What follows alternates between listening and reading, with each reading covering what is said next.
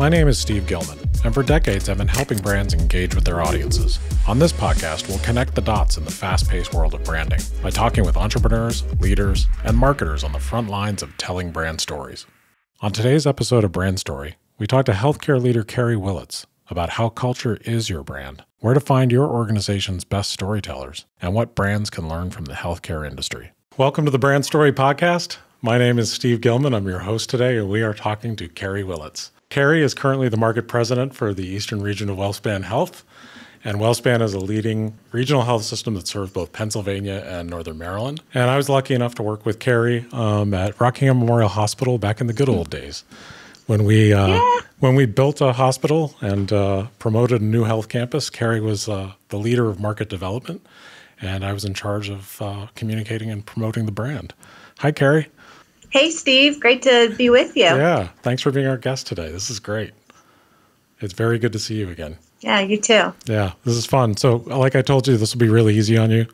I'm just going to ask you a lot of questions that are all just your perception and what you think. And I think I'll start out by asking you a little bit about just your role right now. You have a big job. You do a lot. And I was just looking at all the different things that you're in charge of, and it sounds overwhelming. So can you tell me a little bit just about your role and what you do? What's your day-to-day look like? Oh, sure. So my role is to oversee a region for WellSpan Health. So I am responsible for growth and access, community relations, and then operational excellence of our what we call our system of care. Wow. Within the Lancaster and Lebanon counties of the WellSpan region. That's a lot. So what kind of units and different organizations do you actually have under you? So under me, I have two community hospitals, much like, an RMH. Yeah, right. One is WellSpan Ephrata Community Hospital and WellSpan Good Samaritan Hospital. And then we also actually have made a large investment in behavioral health services as a health system. Really? And we have a freestanding inpatient behavioral health hospital, as well as a behavioral health service line that I help to oversee and lead for the health system. Wow. In addition, I oversee business development initiatives for the whole health system. So that includes physician network development, the physician liaison program. We started liaison program together, employer services and relationships, and then other growth initiatives. Wow. So your calendar is pretty much blocked just from the second you wake up until the second you go to sleep. It's full. It is full, but fun. That's good. Yeah. Well, having worked with you, I back when we worked at RMH, you could always tell that you were going to end up in charge of everything. So it looks like you have, and I'm happy for you. That's really cool. Well, thanks, Steve. Yeah. The best part, about being in healthcare, I think, is being connected with the patients. Yeah. And, we're really a mission-centered industry and a mission-centered organization. Yeah. I mean, the work is so important and it's such a big deal. I learned so much working in healthcare. I mean, I kind of feel like if you can work in the healthcare industry, you can work in any industry. It's pretty complex. It is. I think it's the most complex, maybe. I mean, it's very complex. So let me ask you a little bit about how you got started in healthcare. Well, I always knew from when I was a little girl that I wanted to be in healthcare. But growing up in a rural area in West Virginia, I saw healthcare as a nurse or a doctor, so in direct patient care. And when I went to James Madison University, I discovered the field of healthcare administration and recognized that I could apply, strategic business type skills toward an industry that is really helping others. What initially got you into healthcare besides being interested in, learning that, okay, you could do something other than direct patient care? What was it that got you into this industry? I don't know. Well, that is a very honest and great answer. That might be my favorite answer ever. I can tell you what keeps me in healthcare. Yeah, that's okay. What keeps you in healthcare? What keeps me in healthcare is, really the mission of healthcare. Yeah. Regardless of the organization that you work with, is, our goal is always to improve the health and well-being of the community. And that goal aligns very well with my own personal values. How do you and the people that work for you keep that line to patient care? You know, when you're in planning and you're doing all these different organizational things, what do you do to remind everyone that what the ultimate goal is? That's a really great question, Steve. So just as a leader, I say that my leadership philosophy is to help others reach their full potential. And there was a point in my career in healthcare where I felt like I was lacking purpose because I wasn't in direct patient care, and I was really struggling personally about understanding what is the value that I'm adding to our mission. And so I did a little soul searching, actually, after reading the Simon Sinek book, Start With Why, to really kind of understand what is my personal why. And, what I've realized is my personal why is to help others reach their full potential. And so if I'm working with leaders for my leadership team to reach their full potential, then they are helping their team members reach their full potential. And when they're reaching their full potential, we're helping our patients reach their full potential. And I'm sure it's something you have to try to keep in mind every day. Mm-hmm. And, what's interesting is I always come at everything from the direction of brand, and thinking about brand, as you know, because we've talked about it a lot. And how do you think that trickle down of having leaders at healthcare organizations remind the people that they're leading of the through line to patient care? How do you think that ultimately gets translated as part of the brand? Do you think people feel that and know that? Oh, absolutely. I think culture is a solution to a lot of the problems that we have, and culture is the solution to a lot of the big wins or outcomes that we have. To me, culture drives a lot of our success, right? And if you think of just any brand that you're loyal to, and what I mean by brand loyalty is I'm going to go there no matter what, even if maybe it's not every one of their products or services isn't my favorite, because I have relationship and I trust them. And I also just believe in what they stand for, right? And so we have many, many patient stories where actually one today where a 95-year-old patient dictated to her granddaughter to type a letter to a cardiovascular team who cared for her about her experience. And what she said was, I knew your name, you cared for me, and I also had confidence in what you were doing. I can't think of anything to complain about. That's great. Yeah. And so I think just tying it back to helping others reach their full potential, I think your culture really helps build your brand loyalty. Yeah. And I think in a lot of ways, culture is brand. If you, it is. I know I've experienced companies, and you may have worked at some, or where if the culture is dysfunctional, I think the customer feels it. I agree with that 100%. Years ago, I oversaw outpatient rehab services, and our patient experience scores, or net promoter score, was really low for that service. And as we worked together as a team to improve it, we actually improved it to the 99th percentile. And when it would dip, I would go to the leadership there and I would say, who isn't, what's going on with the team? Who's not happy in the team? And they could always identify, this person, is upset about what. So I agree with you. Your culture is your brand, and your customers feel and know when things are going well within your culture, and they know and feel when they're not. Yeah, they sure do. So that kind of brings up, I know you've been on all different sides of promoting and communicating about brands, because you're involved in market development, you've been involved in administration. How important do you think it is to make that connection between the really honest feeling that the culture has, the really honest essence of it, and the messaging that you put out in the world? Oh, I think it's crucial that whatever the message is that you're putting out in the world is real, and is authentic, right?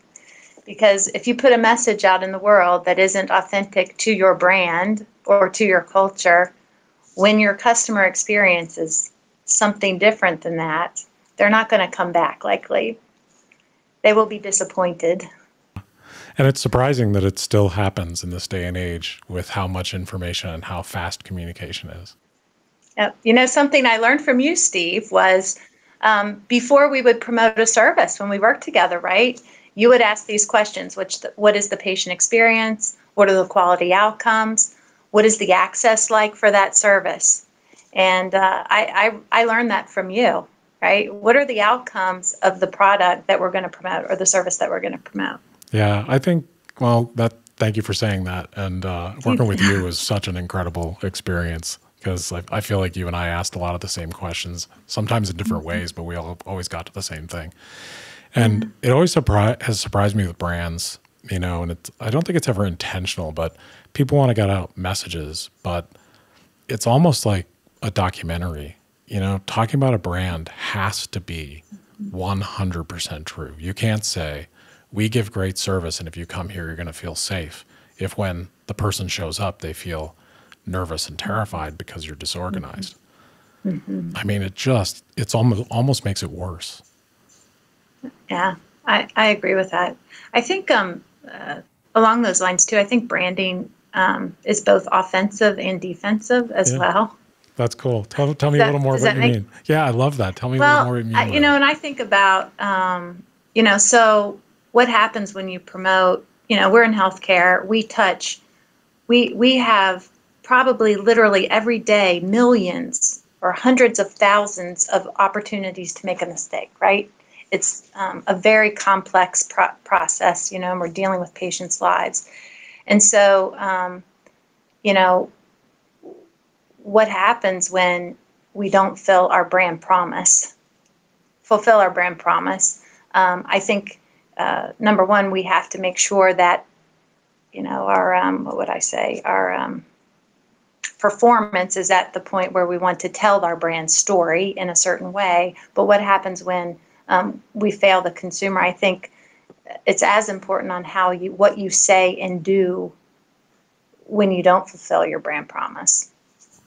I mean, because ultimately, if you live in a complex world, which we all do, but also then your business is really complex. You're not just serving an ice cream cone, though that can go wrong too. Something goes wrong, it's how you handle it, and that is actually part of the brand experience, a really important part. Yeah, I've heard of healthcare systems where there's been a large mistake, and you know they're not transparent about it. I mean, I believe in any health system that I've worked for, I feel have done a really good job when situations happen. Fortunately, they don't happen that often, but when they do, we're transparent and honest about it.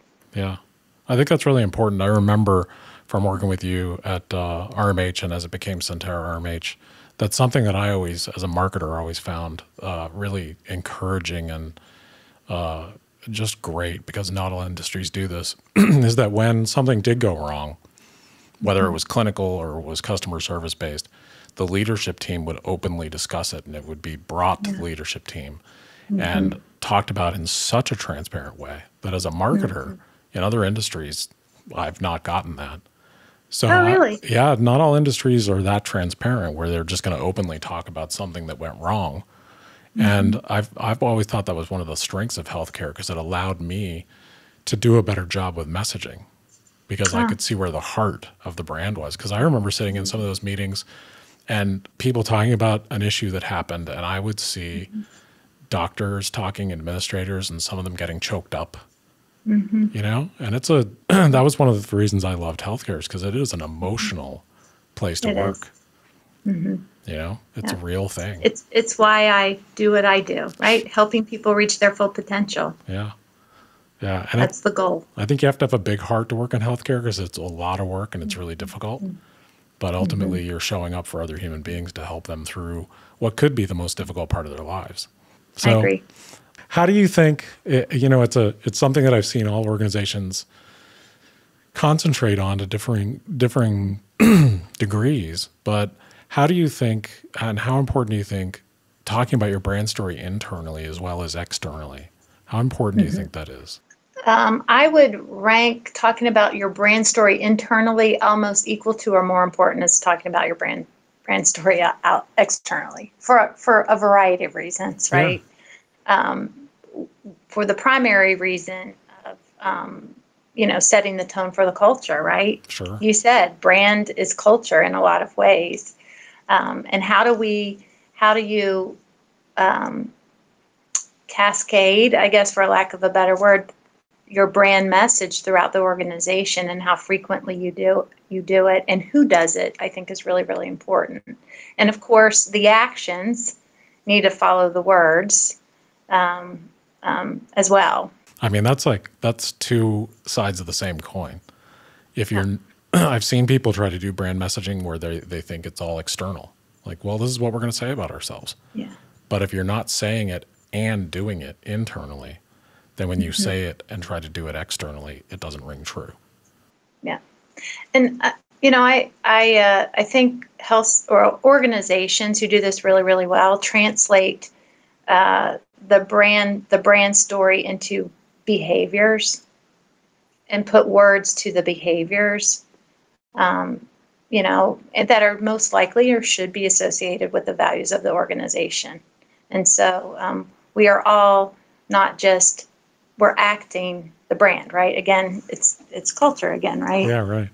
We, in healthcare and integrated delivery systems, we have, hospitals, lots of different locations where we have employees and care is provided, and we have lots of levels of leaders. And we are very intentional at WellSpan, as an example of cascading key messages. And some messages are only delivered by the CEO. Other messages are delivered by what we call the executive summit or the vice presidents of the team. And then, the accountability toward the behaviors is within all levels of the organization. And I've really learned to appreciate or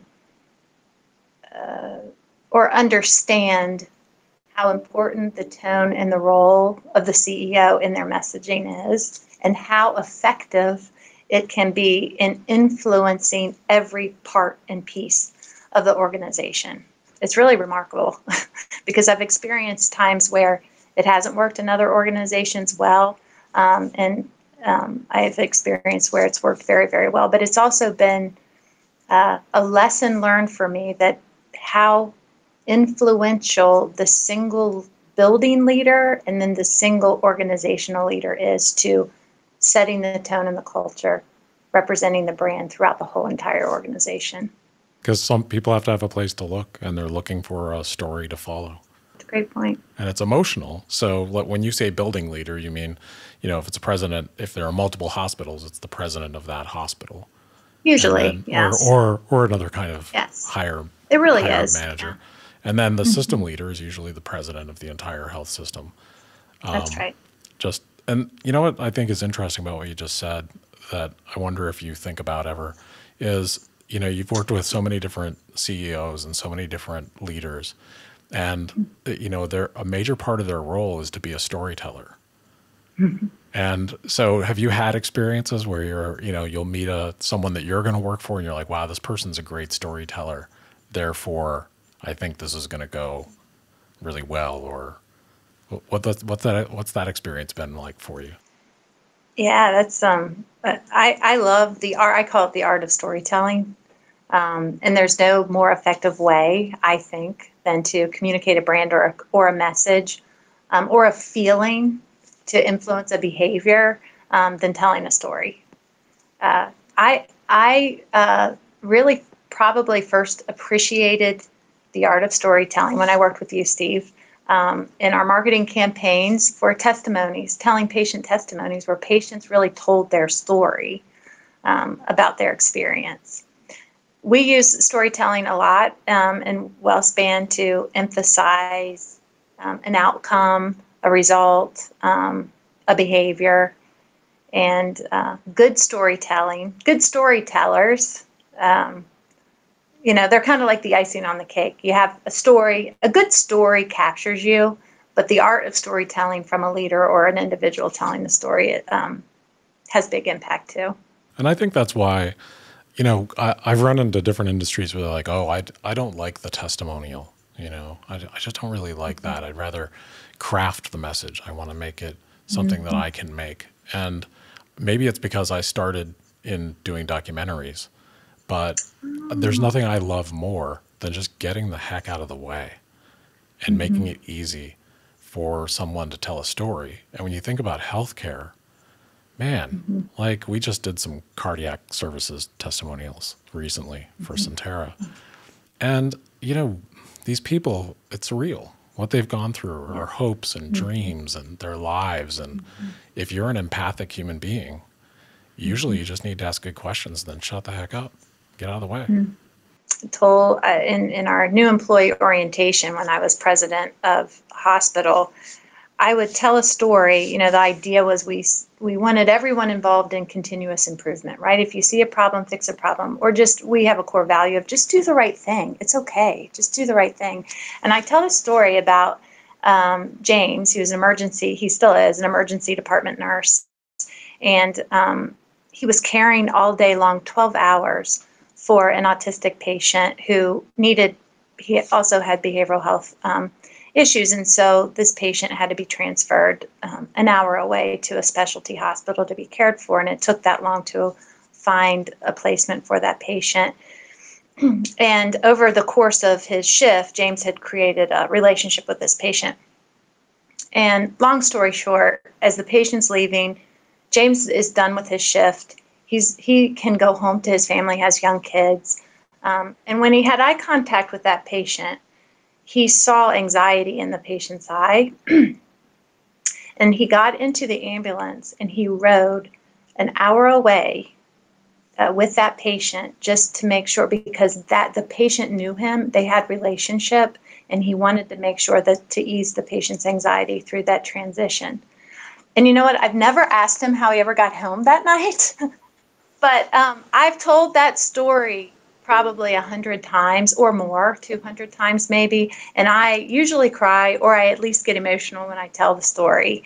So it's the power of storytelling. Yeah. Well, that made me feel choked up a little bit for a second too, because it's that it doesn't matter what your role is. It doesn't matter what you're supposed to do sometimes, but being a human being and being authentically there for someone. And what he did was generous. It was a beautiful thing to do, and those are those moments that, if I was doing marketing with a brand, I'd be like, I want to tell that story now. That's a beautiful story that everyone needs to know, and I think brand is amazingly simple, and people make it complicated because it's, it's culture. So, you have to do the work, the culture has to be real.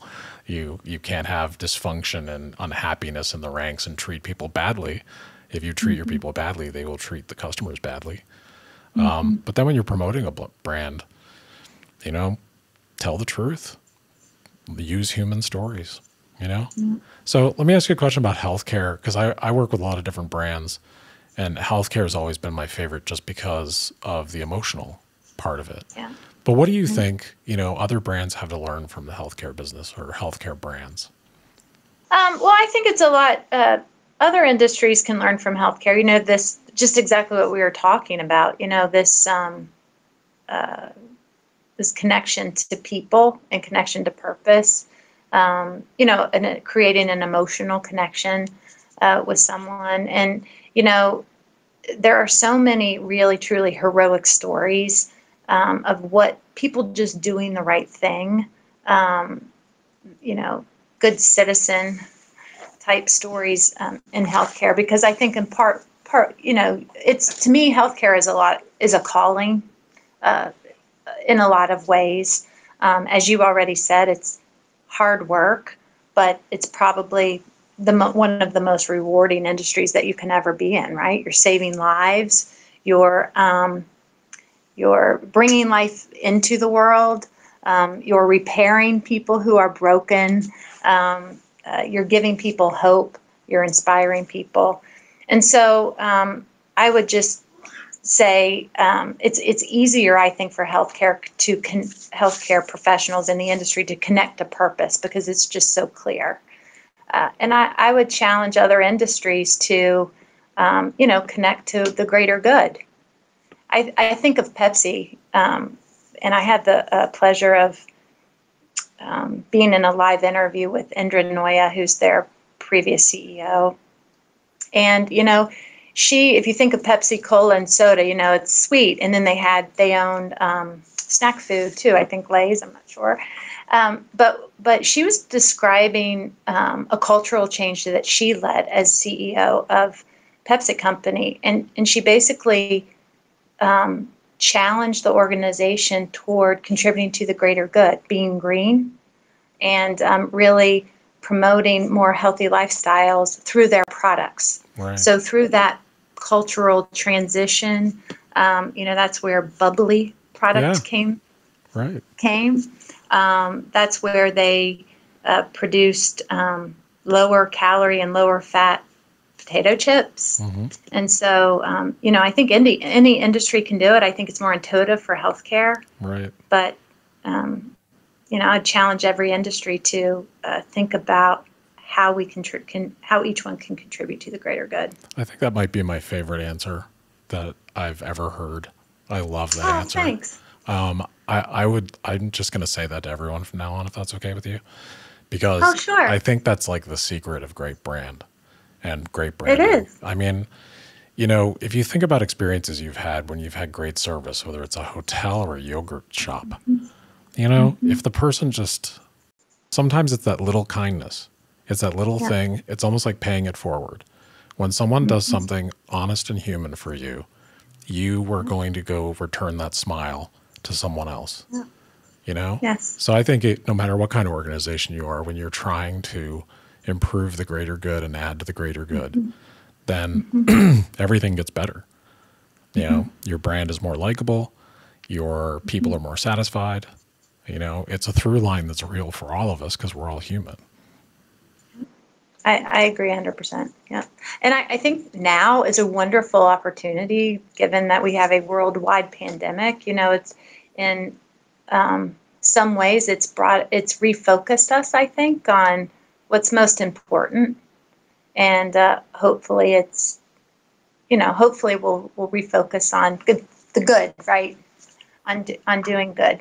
Yeah, well, you always got to hope, and all those of us out there trying to do the good or promote the good or talk about the good, we just got to keep doing it. We just have to have those voices out there. I think, honestly, I guess we should touch on the pandemic since we're still in it, just briefly. Okay. Do we have to? We don't have to, no. It's been a blast, but I like what you said about how going through that as a culture, going through that as a world, gives us an opportunity to refocus on the greater good right now.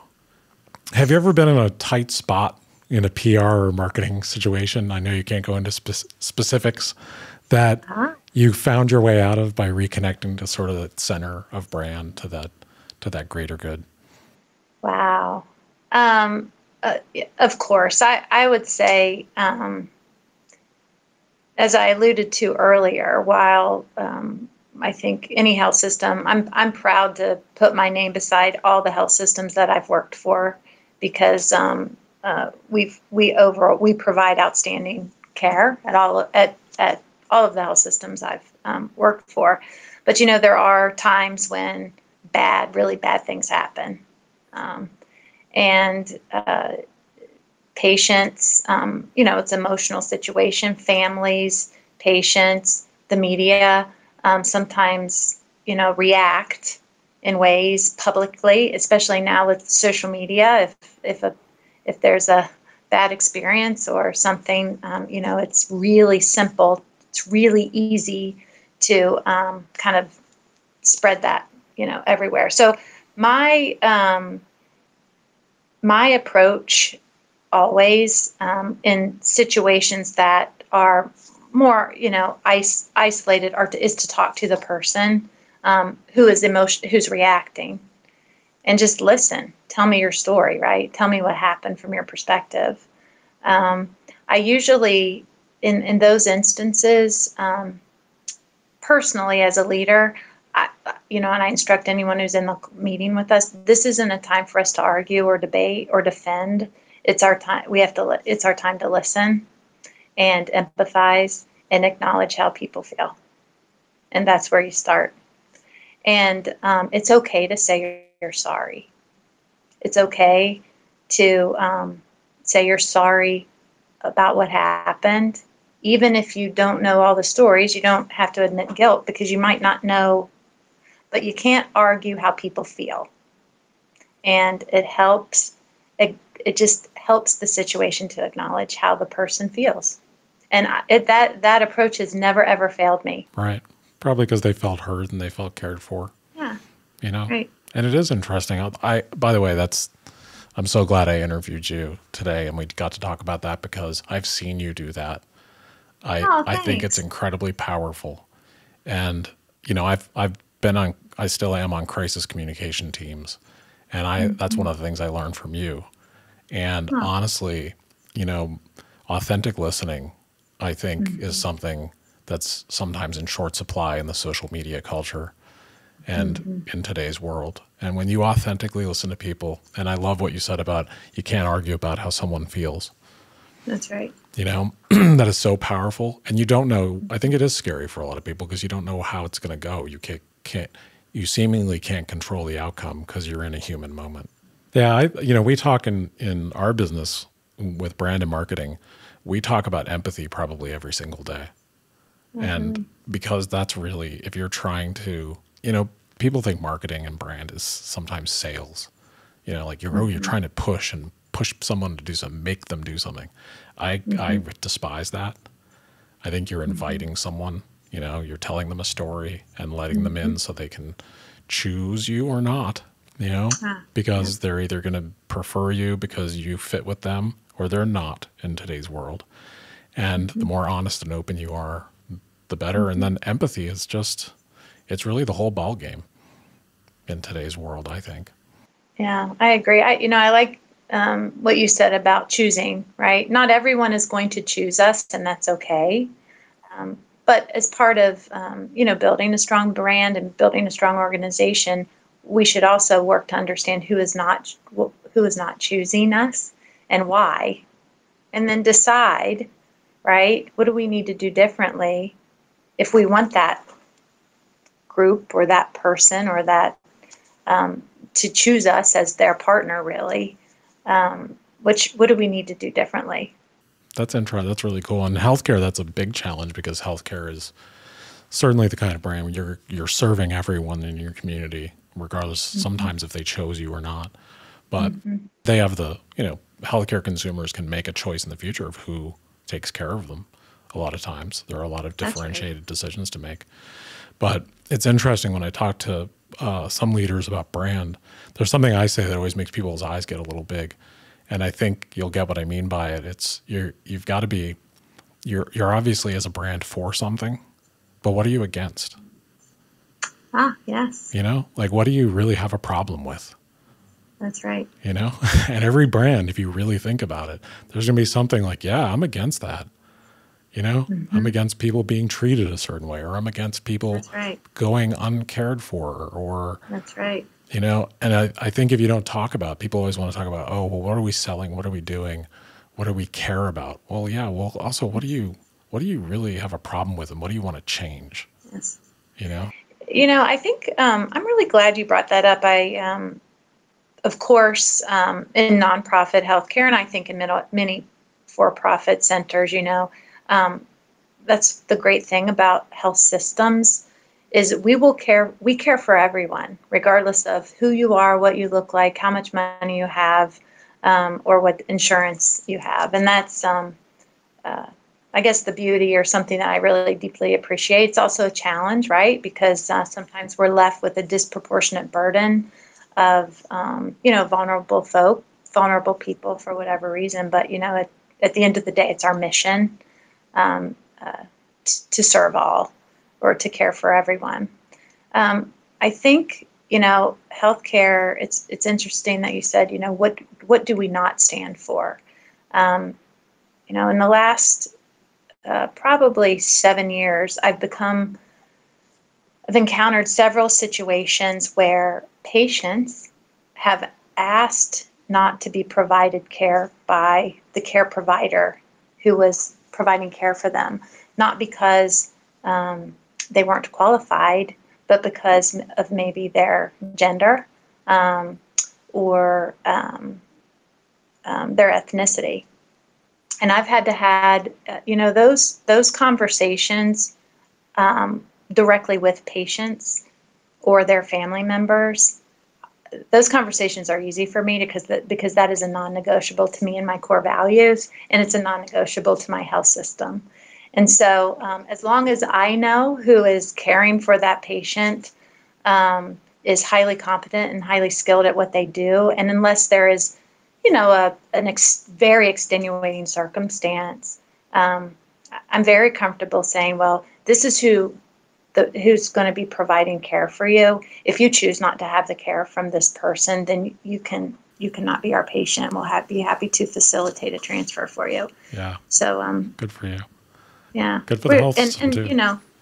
It is right. It's the philosophy of our health systems that we're here to care for all, but we have all kinds of people that all look different who are caring for you, and that's okay. That's good. It is good. And, I really admire that because that is exactly the essence of what I meant by what are you against and what do you stand for? And it comes right back to what we were talking about culture. Like when you feel supported by your culture, then that means you know what's right and what's wrong. And that's right. And what you stand for. And that's how you get the through line to great service and a great brand.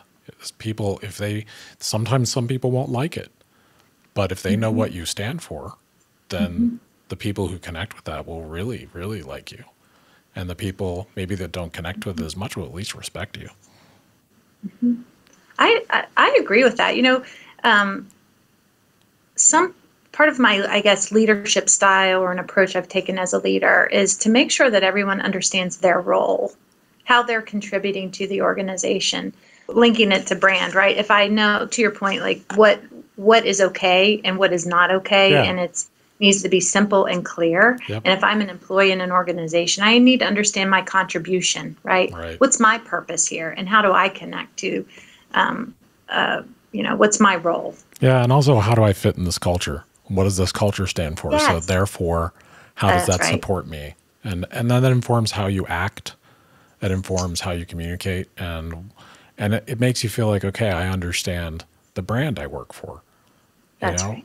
And when I'm representing it, I can act accordingly. So the story you told about the gentleman getting in the ambulance and riding with the person who was afraid, that person worked at a brand where they understood what the brand stood for.